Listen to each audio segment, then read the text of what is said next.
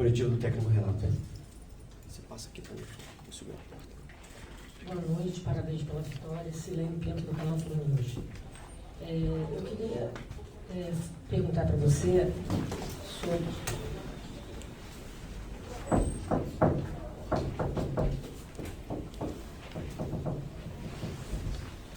Silene, desculpa. Repete, por favor. Boa noite, parabéns pela vitória. Silene Pinto, do canal Fluminense. Eu queria te perguntar sobre a sua opção de começar com o Lima e o Ganso no banco. Qual foi a sua motivação? Boa noite a todos. Antes de mais nada, queria fazer um elogio a Rodrigo Pereira de Lima, o árbitro do jogo, seus assistentes. E tem jogos, né, que tem alguns lances bem duvidosos, a gente critica, mas quando eles vão bem, a gente precisa elogiar também. E ele teve uma atuação muito boa hoje, juntamente com os seus assistentes. Bom, essa tua resposta é simples. Eu gosto de conversar com os jogadores. O Ganso, depois do problema que ele teve, foi o jogo em Brasília, pela Copa do Brasil, o primeiro jogo que ele fez e jogou os 90 minutos. Ontem eu chamei na minha sala para a gente trocar umas ideias, eu perguntei como ele estava para jogar. Ele até gostaria de jogar, mas ele falou: estou bastante dolorido, porque foi meu primeiro jogo jogando 90 minutos, então eu prefiro ficar no banco e entrar no decorrer da partida. Então esse diálogo sempre tem com os jogadores na dúvida, né? Até porque é o desgaste para todo mundo. A cada 3 dias fica difícil de você colocar sempre os mesmos jogadores em campo. Por isso eu falo para os meus jogadores, saem sempre preparados, prontos. A gente está acertando o áudio já, galera, só para poder pontuar, porque deu um probleminha lá na mesa de som lá do... E a gente conseguiu uma vitória brilhante diante do Vasco. Do estádio. Diniz, boa noite. Continuo com o Jornada KTO 902. Diniz, estava pesquisando algumas coisas. Repete meu nome, por favor. Oi? Repete o nome. Diniz. Porque a pergunta é sobre o Diniz e, obviamente... Tá tranquilo. Porque a pergunta é sobre Renato Gaúcho. Boa noite. Continuo com o Jornada KTO 902. Renato, eu estava pesquisando algumas coisas para o jogo de hoje. Uma coisa que me chamou muita atenção foram os números dos confrontos entre você e o Diniz. Com o resultado de hoje, são 6 vitórias para você, 4 empates e só uma derrota. É só o estilo de jogo que bate ou é alguma coisa que você pede para os jogadores em específico nos jogos contra o Diniz, por ele ter um sistema de jogo muito peculiar? O que faz esses números serem tão discrepantes? Obrigado. Não, vocês podem ver nos outros jogos também, né? Porque é o modo que o Diniz gosta de trabalhar seus times. Você pode ver que desde que eu cheguei no Fluminense, a gente tem a marcação alta, pressão o tempo todo. E a gente sabia mais do que nunca também que o Vasco gosta de sair jogando, não gosta de rifar a bola, mas não foi por isso. O importante foi a entrega, a atitude que o meu time teve. Hoje o meu time, na minha opinião, pelo menos, foi melhor o tempo todo. Logo depois que nós tomamos o gol, nós não desesperamos, continuamos jogando. Aí o Vasco cresceu um pouquinho na partida, uma coisa normal, mas depois nós tomamos as rédeas do jogo novamente. Voltamos para o segundo tempo também, bem. E a gente conseguiu o gol da vitória através do Guga. Eu acho que se alguém tivesse que ganhar o clássico hoje, seria o Fluminense, por tudo que aconteceu na partida, com todo respeito ao Vasco. Então, muitas vezes eu posso ganhar uma partida e falar: olha, o adversário foi melhor, merecia ter ganho, mas venceu o Fluminense.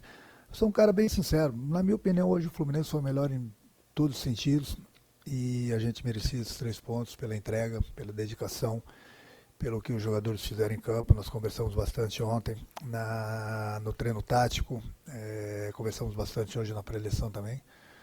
Então eu gosto sempre de elogiar meu grupo. Hoje mesmo cheguei no vestiário, não porque nós vencemos o clássico, mas em outras ocasiões também, mesmo não ganhando jogos, eu dou os parabéns para o meu grupo. Hoje dei mais uma vez os parabéns pelo que eles fizeram em campo. Então essa entrega aí ela é importante, e o mais importante de tudo também é que nós jogamos na última quarta-feira, voltamos a jogar hoje com vários jogadores diferentes, e a gente manteve o sistema e a gente conseguiu esses 3 pontos que a gente deu, pelo menos até então, mais um salto na tabela, que esse era o objetivo. Oi, Renato, tudo bem? Boa noite aí. Parabéns aí pela virada e pela vitória no Clássico. A minha questão com você é sobre teus laterais direitos. Tá? O Fluminense tem um jogo muito forte por aquele setor, principalmente porque o Arias, que é um dos principais jogadores não só do teu time como do futebol brasileiro, joga por ali. Você acha que ele, por ser um jogador que sempre puxa, que sempre tem a jogada individual, e hoje o Samuel Xavier não pôde jogar, é uma jogada forte, e ele faz com que os seus laterais, que jogam por aquele setor, cresçam durante os jogos? O Samuca já fez, Samuca que eu digo, Samuel Xavier, já fez vários gols decisivos esse ano, e hoje foi a vez do Guga. Meteu uma bola no trinco, dá a vitória para o Fluminense. Você acha que o jogo ali e o Arias faz com que os caras cresçam jogando pelas laterais também? Isso dá uma tranquilidade a mais para eles, mas aí eu já discordo um pouco de você. Eu já acho que é a qualidade dos meus laterais também. Não adianta nada do Arias ajudar a abrir espaço para eles se você não tem os laterais que não tem a condição. Então, meus dois laterais direitos são muito bons. O Fuentes e o René do outro lado também são muito bons. Logo que eu cheguei, falei para o presidente de laterais, nós estamos bem servidos, tanto que joga um, joga outro. O René também fez uma grande partida hoje, da mesma coisa que foi o Guga. Então eu coloco os jogadores para jogar com total confiança, porque eu conheço os jogadores, sei o que eles vêm fazer nos treinamentos e sei o que eles podem produzir dentro do campo. Agora, voltando à tua pergunta, sem dúvida alguma, é sempre um privilégio, né, para o lateral ter o Arias na frente deles, que dá uma tranquilidade, um jogador que preocupa bastante o adversário, está em grande fase, mas eu volto a repetir, eu acho que o importante também é a qualidade dos meus laterais que jogam por aí, tanto o Guga como o Samuel. Alana Fonseca da Mosaico. Seguindo na pergunta do meu colega sobre Guga, hoje a assistência foi de Paulo Baia, um garoto que você colocou no jogo no segundo tempo. Queria que você fizesse sua análise sobre ele também e sobre esse gol de Guga, né? Que você parece que tem um dom para tornar seus laterais em artilheiros que sempre fazem gol e normalmente gols decisivos. No caso de hoje foi o gol da virada no Clássico. Eu sempre falo para o jogador tem que estar preparado, treinar forte para jogar forte. Não importa se ele vai jogar 90 minutos, se ele vai jogar 45 minutos, se ele vai jogar 10 minutos, 5 minutos, 3 minutos. Ele é pago para correr. Então, todo jogador que eu coloco tem dado conta do recado, seja no início, no meio, enfim, nas substituições. Os jogadores que entraram hoje entraram muito bem. E quanto ao Guga, como o Samuel, a liberdade que eu dou para eles, são jogadores inteligentes, eles atacam bastante espaço, essa liberdade eu dou para eles. E pela inteligência deles, eles têm atacado o espaço. Foi assim com o Samuel na última quarta-feira também em Brasília, entendeu? Eu não gosto que o meu lateral fique fixo, somente faça jogada de fundo. Se tiver brecha por aí por dentro, ele tem que ir. Essa liberdade eu gosto, e eu gosto de ver eles entrando por dentro. E foi assim que não só na quarta-feira, estou dando o exemplo dos dois últimos jogos, um na quarta com o Samuel e hoje com o Guga acertando aquele chute de fora da área, que eu até brinquei com ele depois do jogo. Eu teria defendido aquela bola, mas tem que tirar um pouco a moral dele. Deu? Boa noite, Renato. Wilson Forte, da Central Fluminense. Logo depois do gol, eu observei ali o Thiago Silva conversando um pouco com você e você logo chamou o Ignacio Thiago Santos. Queria entender como foi essa pequena conversa, essa sinalização com o Thiago Silva e entender um pouco como é a sua relação com ele, que é o seu líder, o seu capitão, como é a sua conversa com o Thiago Silva no dia a dia. O Thiago é um monstro, né? Conheço ele há muito tempo. Admiro ele muito como jogador, como pessoa. É um jogador extraordinário. É um grande amigo. Nós sabemos que a jogada forte, uma das jogadas fortes do Vasco é a bola aérea. Não porque nós tomamos o gol, mas eu conversei com eles ontem no treino tático, nós treinamos bastante bola parada justamente por isso, porque eles têm jogadores bons e altos e cabeceiam bem. Então, no intervalo do jogo, eu falei para o Thiago, Thiago, nós vamos virar esse jogo, porque nós estamos jogando bem. A gente tem todas as condições de virar o jogo. Se no final do jogo a gente tiver com a vantagem, eu vou colocar o Ignacio, você fica por dentro, fazem uma linha de 5 lá atrás, porque o Vasco vai tentar, de todas as maneiras, jogar a bola na área, e é uma das jogadas fortes, porque eles têm bons cabeceadores. Então foi essa a intenção, de fechar a casinha faltando 5, 7 minutos, mas principalmente eu coloquei o Ignacio em cima do Verret, falei, vai, pega ele individual na bola parada, que ele é um dos grandes cabeceadores, tem feito muitos gols, tem sido muito importante para o Vasco, esse jogador também, vai e pega ele. Deixa que os nossos dois zagueiros tomem conta do zagueiro deles, você e o Verret até o final da jogada. Porque uma bola parada, um cruzamento, se decide muitos jogos, muitos jogos. Então, lá inclusive contra o Atlético Mineiro, que nós tomamos aquele gol de cabeça no final do jogo, você pode ver que ele estava na beira do campo para entrar. Aí teve 3 escanteios rápidos e não deu tempo. Se ele tivesse em campo, nós não teríamos tomado aquele gol. Mas acontece. Acontece. Mas hoje não, falei, hoje já tinha prevenido, já tinha deixado bem claro para o Thiago, fazem a linha de 5, deixa o Ignacio no teu lugar, vai por dentro, evitem as faltas desnecessárias próximo da nossa área, e mandei o Ignacio pegar o Verret individualmente. Foi isso que aconteceu. Oi, Renato, tudo bem? David Sharp, do Antenados na Jogada. Então, queria que você comentasse um pouco sobre as suas substituições e também sobre a posição do Fluminense na tabela agora, 5º lugar, a 5 pontos do líder, com um jogo a mais. Se o Fluminense consegue sustentar briga pela Libertadores, pode chegar a brigar pelo título e também agora com a parada para o Mundial, né? Como é que vai ficar depois? Substituições eu troquei o certo, que era o jogador de velocidade, se desgastou bastante durante a partida, coloquei praticamente um jogador com as mesmas características, o Paulo. O Hércules, com 5 minutos do segundo tempo, ele já havia se queixado, que estava sentindo a perna. Eu falei, vai mais um pouquinho, segura, se não der mesmo você me avisa, se der para segurar mais um pouquinho, vai. Foi o que ele fez, teve muito bem no jogo, inclusive. Então, são substituições que às vezes eu faço por necessidade. E no final, esse do Ignacio que eu falei, coloquei no lugar do Everaldo justamente pela bola aérea. E coloquei o Riquelme aqui, que era um garoto que tem 1 para 1 e segura a bola ali na frente, cava a falta, enfim, era o que a gente estava precisando, segurar um pouco mais a bola lá na frente. Foram essas substituições que eu procurei fazer.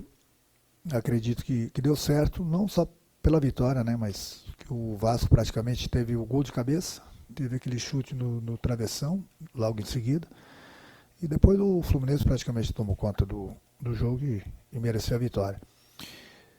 Sobre o Mundial que se perguntou, então, olha, o Fluminense hoje poderia estar, eu não vou me empolgar porque eu vivo futebol há muito tempo. O Fluminense podia estar em primeiro lugar hoje no Campeonato Brasileiro, que eu ia falar que o Fluminense não é favorito a nada. Ninguém é favorito a nada. O campeonato está na metade do primeiro turno. O que a gente tem que fazer é sempre buscar as vitórias, está sempre naquele pelotão lá da frente, que eu peço sempre para eles, e a gente tem ficado lá desde a minha chegada. Esse objetivo. Depois, durante o campeonato, a gente vê o que a gente precisa, onde a gente pode chegar, entendeu? O importante é a gente não se distanciar do pelotão da frente. Porque, às vezes, hoje o Fluminense está, como o Samuel falou, e bem, o Fluminense está a 5 pontos do líder. Tem um jogo a mais, mas tudo bem, mas está a 5 pontos do líder. Está a 1 ponto do segundo colocado, pelo menos até então, entendeu? Está junto com 2 times, só perde, eu acho, no saldo de gols. Para 2 times, se não poderia até em terceiro. Enfim, o importante, sempre falo para eles, é estar naquele pelotão na frente. Depois, ali na frente, a gente vê o que acontece. E a mesma coisa no Mundial. Não é porque nós ganhamos, jogamos muito bem hoje. O grupo está de parabéns. Eu vou chegar aqui, não, nós somos favoritos a isso, nós somos favoritos àquilo. Até porque nós não somos.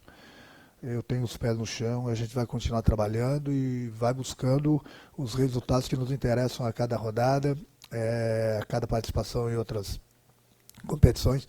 E desde já, eu gostaria de chamar o nosso torcedor na próxima quinta-feira, ter que lotar o Maracanã. Tem que fazer muita pressão para a gente conseguir mais um objetivo, que é a classificação na Sul-Americana. A gente precisa do apoio do nosso torcedor, hoje nos apoiaram novamente o tempo todo, isso que a gente quer. O torcedor no Maracanã, eu sei que é ano de eleição, mas o torcedor não tem que vir para vaiar. Eu acho que hoje o grupo deu mais uma prova que o torcedor tem que confiar o tempo todo, entendeu? E na próxima quinta-feira nós temos que ter um grande número de torcedores aqui nos apoiando para a gente conseguir o objetivo, que é a vitória. É um jogo difícil, um jogo tenso, pode ter certeza, para a gente conseguir a classificação para a próxima fase também. Aqui. Leandro Quintela, canal Resenha Tricolor 1902 e Portal Netflu. Renato, boa noite. Mais um jogo que o Fluminense inicia com a trinca de volantes, assim como foi contra o Juventude. E vai muito bem, com o meio campo mais dominante, com mais qualidade de transição, recomposição, até pela qualidade dos volantes, sem aquela morosidade que chateava um pouco o torcedor no início da temporada, com áreas com Liberdade, o Hércules, enfim. Encontramos um formato de jogo. É possível a gente ver mais esse formato? Obrigado. Sim, é possível. Eu gosto bastante desse formato, até porque as melhores partidas sob o meu comando foram com os 3 volantes. Eu dou exemplo do Atlético, só contra o Corinthians, que nós fizemos uma grande partida também, que nós não tínhamos o triplé de volantes no meio. Mas é mais uma opção que eu tenho, dependendo do que a gente precisa, dependendo da partida, dependendo do desgaste de um ou outro jogador, a gente pode jogar assim, pode jogar diferente. O importante é a gente não ficar só no plano A. Quem só tem um plano, não tem nenhum. Então a gente tem o plano A, tem o plano B, tem o plano C, Entendeu? Então depende do adversário, do que a gente precisa durante a partida, o que a gente precisa naquela competição. A gente tem os esquemas. O importante é que os jogadores tenham entendido perfeitamente a nossa maneira de trabalhar. E qualquer um dos esquemas que a gente usa tem dado certo. Hoje mesmo a gente começou com um, acabamos com outro, inclusive conseguimos a vitória. Entendeu? O importante é isso, que cada jogador, quando ele entra em campo, ele sabe exatamente o que deve ser feito, porque a gente treina dessa forma. Boa noite, gente.